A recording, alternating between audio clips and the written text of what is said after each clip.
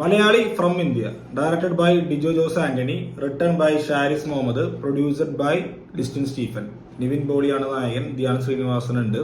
ഈ സിനിമ ഒന്ന് റിലീസ് ചെയ്തു. നമ്മള് ഇന്ന് തന്നെ സിനിമ കണ്ടു. ആദ്യം തന്നെ സിനിമയെ പറ്റി ഞാൻ ചുരുക്കി പറയാം. അതായത് സിനിമ പേഴ്സണലി എനിക്ക് ഇഷ്ടപ്പെട്ടു. അതായത് ഒരുപാട് വൺ മാത്രമായ സിനിമ എന്നൊക്കെ ഒരുപാട് പേര് പറയുന്നുണ്ട്. അത്ര ലെവലൊന്നും എനിക്ക് തോന്നിയില്ലെങ്കിൽ കൂടി ഒരു ഗുഡ് മൂവി നമ്മൾ പറയില്ലേ, ഒരു നല്ല സിനിമ എന്നുള്ളത്, ഒരു ഡീസന്റ് സിനിമ. അതാണ് മലയാളി ഫ്രം ഇന്ത്യ എന്ന് പറയുന്ന സിനിമ കണ്ടിട്ട് എനിക്ക് പേഴ്സണലി തോന്നിയത്. അതായത് നമ്മളൊരു 5-ൽ 3.5 റേറ്റിംഗ്, 3.5 ആ റേറ്റിംഗ് ഒക്കെ നമുക്ക് കൊടുക്കാം. അതാണ് മൊത്തത്തിലുള്ള എനിക്ക് സിനിമയെ പറ്റിയുള്ള ഒരു മാർക്ക് ഞാൻ പേഴ്സണലി ഇടുന്നത്. നിങ്ങൾ ഓരോരുത്തരും സിനിമ കണ്ടിട്ട് നിങ്ങൾ പേഴ്സണലായിട്ട് ഇടാൻ എങ്ങനെയുണ്ടെന്നുള്ളത്. സിനിമ ഈ സിനിമനെ പറ്റിയിട്ടൊക്കെ നമ്മൾ അപ്ഡേറ്റുകളും കാര്യങ്ങളൊക്കെ വന്നു തുടങ്ങിയത് ഇതൊരു കോമഡി സിനിമ എന്നുള്ള ലെവലിലായിരുന്നു ഇതിന്റെ പോസ്റ്റേഴ്സും അതല്ലെങ്കിൽ നിവിനെ ഇൻട്രൊഡ്യൂസ് ചെയ്യുന്ന ടീസേഴ്സും ഈ കാര്യങ്ങളൊക്കെ. കഴിഞ്ഞ ദിവസമാണ് ഇതിന്റെ ഒരു ഒഫീഷ്യൽ ടീസർ ഇറങ്ങിയിട്ട് ഈ സിനിമ പക്ക ഒരു കോമഡി ജോണർ മാത്രമല്ല, ഇതിൽ കുറെ സീരിയസ് ആയിട്ടുള്ള വിഷയങ്ങൾ സംസാരിക്കുന്നുണ്ടെന്നുള്ളത് നമ്മൾ അറിഞ്ഞത്. അപ്പൊ തൊട്ട് കുറച്ചും കൂടി എക്സൈറ്റ്മെന്റ് ആയിരുന്നു സിനിമ കാണാനായിട്ട്. കാരണം ഇതിന്റെ റൈറ്റർ ഷാരിസ് മുഹമ്മദ് മുമ്പ് ജനഗണമന എഴുതി ഭയങ്കര ഹിറ്റാക്കിയിട്ടുള്ള ആളാണ്. അപ്പൊ ആ ഒരു റൈറ്ററും അതേ ഡയറക്ടറും കൂടി ഒന്ന് ചേരുമ്പോൾ ഉള്ള ഒരു സിനിമ എങ്ങനെയായിരിക്കും എന്നത് അറിയാൻ വേണ്ടിയിട്ട്. സോ സിനിമയിലേക്ക് വരികയാണെന്നുണ്ടെങ്കിൽ നമ്മുടെ ഇന്ത്യൻ പൊളിറ്റിക്സിനൊക്കെ കുറെയൊക്കെ കോർണർ ചെയ്യുന്ന അല്ലെങ്കിൽ കുറെയൊക്കെ ട്രോൾ ചെയ്യുന്ന തരത്തിലുള്ള കുറെ ജോക്സ് ഉള്ള ഒരു ഫസ്റ്റ് ഹാഫ് ഉള്ള ഒരു സിനിമ. അതായത് നിവിൻ പോളി, ധ്യാൻ ശ്രീനിവാസനാണ് ഫസ്റ്റ് ഹാഫ് ഉള്ളത്. ഇവരുടെ രണ്ടുപേരുടെയും ഒരു മികച്ച കോമ്പിനേഷനാണ് സിനിമ. പേഴ്സണലി ഞാൻ പറയുകയാണെങ്കിൽ നമ്മൾ രായ്ക്ക് രാമായണം പറയുന്ന ഒരു വാക്കാണ് തിരിച്ചുവരവ്, ഗ്രേറ്റ് കംബാക്ക് എന്നൊക്കെ. നിവിൻ പോളിയുടെ എക്സാക്ട് തിരിച്ചുവരവ് തന്നെയാണ് മലയാളി ഫ്രം ഇന്ത്യ. നമ്മൾ നിവിൻ പോളിനെ എങ്ങനെയാണോ കാണാൻ ഇഷ്ടപ്പെടുന്നത്, ആ നിവിൻ പോളിയാണ് ഈ സിനിമയിൽ. നമ്മൾ ഉദാഹരണം പറയുകയാണെന്നുണ്ടെങ്കിൽ നമ്മളുടെ വിനീത് ശ്രീനിവാസനും അജു വർഗീസൊക്കെ ഉള്ള സിനിമ ഉണ്ടല്ലോ, അതായത് വടക്കൻ സെൽഫി, അത്തരത്തിലുള്ള ഒരു നിവിൻ പോളി ഉണ്ടല്ലോ, നിവിൻ പോളിയുടെ ഒരു തട്ടകം അല്ലെങ്കിൽ നിവിൻ പോളിയുടെ ഒരു സോങ്, ആ തരത്തിലുള്ള നിവിൻ പോളിയാണ് ഈ സിനിമയിൽ. ഒരു കംപ്ലീറ്റ് അഴിഞ്ഞാട്ടം എന്നൊക്കെ നമ്മൾ വെർബലി പറയുന്ന പോലെ കംപ്ലീറ്റ് ആയിട്ടുള്ള ഒരു നിവിനിസം ഈ സിനിമയിൽ ശരിക്കും കാണാൻ പറ്റും. ഭയങ്കര കോമഡി മിക്സ് ചെയ്ത് ചെയ്യുന്ന ഡയലോഗ്സുകളും ഒക്കെ വർക്ക്ഔട്ട് ആയിട്ടുണ്ട്. ഫസ്റ്റ് ഹാഫിൽ നല്ലൊരു കോമഡി പാറ്റേൺ പിടിച്ചിട്ടാണ് പോയിട്ടുള്ളത്. അതിന് നിവിന്റെ കൂടെ കട്ടയ്ക്ക് നിൽക്കുന്നത് നമ്മുടെ ധ്യാൻ ശ്രീനിവാസനാണ്. ധ്യാനും അടിപൊളിയായിട്ട് ചെയ്തിട്ടുണ്ട്.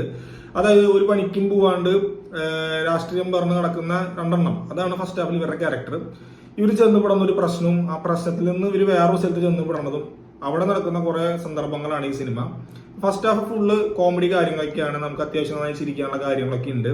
സെക്കൻഡ് ഹാഫ് വരുമ്പോൾ അത് വേറൊരു തട്ടകത്തിലാണ്, അതായത് വേറൊരു റേഞ്ചിലാണ് ഈ സിനിമയുടെ കഥ നടക്കുന്നത്. അത് ഞാൻ പറയുന്നില്ല. അതിലൊരു പാകിസ്ഥാൻകാരനായിട്ടൊരു നടൻ അഭിനയിച്ചിട്ടുണ്ട്. പുള്ളി ഇന്ത്യൻ നടനാണോ പാകിസ്ഥാൻ നടനാണോ എന്ന് എനിക്കറിയില്ല. പുള്ളി ഗംഭീര പെർഫോമൻസ് കണ്ടിട്ടാ. നിങ്ങൾ പടം കാണുകയാണെന്നുണ്ടെങ്കിൽ നിങ്ങളത് നോട്ടീസ് ചെയ്തോ. അടിപൊളിയായിട്ട് പുള്ളി ചെയ്തിട്ടുണ്ട്. പുള്ളിനെ എനിക്ക് പേഴ്സണലി ഭയങ്കര ഇഷ്ടമായി. ഇവര് കുറേയൊന്നും ഈ സിനിമയിൽ ഹിന്ദി ഡയലോഗ്സിന് മലയാളം സബ് ടൈറ്റിൽസ് കുറേയൊന്നും കാണിക്കുന്നില്ല. അത് ചെറിയൊരു ഫീല് കിട്ടിയില്ല എനിക്ക്, കാരണം എന്താ പറയണെന്നുള്ളത്. പക്ഷെ എന്താണ് കാര്യം എന്നുള്ളത് നമുക്ക് പിടികിട്ടി. സോ ആ പാകിസ്ഥാനിയായിട്ട് അഭിനയിച്ച നടന്റെ പെർഫോമൻസ് അടിപൊളിയായിരുന്നു. സെക്കൻഡ് ഹാഫിൽ കുറച്ച് ഇമോഷൻസും പിന്നെ സോഷ്യലി ഉള്ള മതം, രാഷ്ട്രീയം, ദേശസ്നേഹം ഇതൊക്കെ മിക്സ് ചെയ്തിട്ടുള്ള സംഭവമാണ് സെക്കൻഡ് ഹാഫിലുള്ളത്. ഡീസന്റ് ആയിട്ട് ക്ലൈമാക്സ് ഒക്കെ അവസാനിപ്പിച്ചു. അതാ ഞാൻ പറഞ്ഞത്, ഒരു 3.5 റേറ്റിംഗ് കൊടുക്കാൻ പറ്റുന്ന ഒരു കുഴപ്പമില്ലാത്തൊരു സിനിമ. നിങ്ങൾക്ക് തിയേറ്ററിൽ പോയിട്ട് കാണുമ്പോൾ ഒരിക്കലും ഒരു നിരാശയൊന്നും വിടില്ല. ഹാപ്പി ആയിട്ട് നിങ്ങൾക്ക് തിയേറ്ററിൽ നിന്ന് ഇറങ്ങാം. ഡിജോ ജോസ് പറഞ്ഞ പോലെ തല കുനിച്ച് ഇറങ്ങേണ്ട വരില്ല, ആ ലെവലിലുള്ള സിനിമ. ഇനി പെർഫോമൻസിന്റെ കാര്യം പറയുകയാണെന്നുണ്ടെങ്കിൽ ഞാൻ നേരത്തെ പറഞ്ഞു, നിവിൻ പോളി തന്നെയാണ്. നിവിൻ പോളിയുടെ കംപ്ലീറ്റ് ഷോയാണ് ഈ സിനിമ. ധ്യാൻ ശ്രീനിവാസൻ നല്ല അടിപൊളിയായിട്ട് ചെയ്തിട്ടുണ്ട്.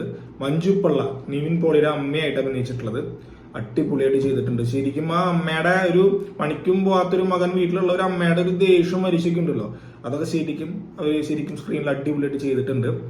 പിന്നെ കുറെ പേരുണ്ട്, അതായത് അനശ്വര രാജനൊക്കെ ചെറിയ റോളുള്ളൂ. പിന്നെ ബാക്കിയുള്ള നടന്മാര് സലീം കുമാർ കുറച്ചൊരു എന്താ പറയാ സീരിയസ് ആയിട്ടുള്ള റോളും കോമഡിയും ചെറുതായി മിക്സ് ചെയ്തിട്ടുള്ളതാണ്. കോമഡി എന്ന് പറയുന്നത് നമ്മുടെ സലീം കുമാറിന്റെ പഴയ കോമഡി അല്ല, ഇപ്പോഴത്തെ സലീം കുമാർ എന്താണോ ആ ലെവലിലുള്ള ഒരു പെർഫോമൻസ് ഒക്കെയാണ്. പുള്ളി അടിപൊളിയായിട്ട് ചെയ്തിട്ടുണ്ട്. കുറച്ച് സീൻസ് ഉള്ളൂ, പക്ഷെ നന്നായി ചെയ്തിട്ടുണ്ട്.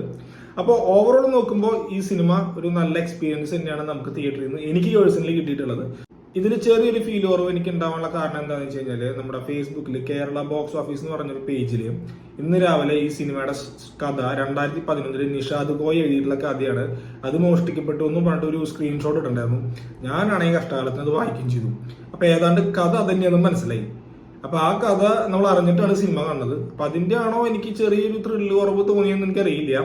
എന്തായാലും നിങ്ങൾ സിനിമ കണ്ടിട്ട് നിങ്ങളുടെ അഭിപ്രായങ്ങൾ പറ്റുമെങ്കിൽ നമ്മുടെ വീഡിയോയുടെ താഴെ ഒന്ന് കമന്റ് ചെയ്യാൻ ശ്രമിക്കുക.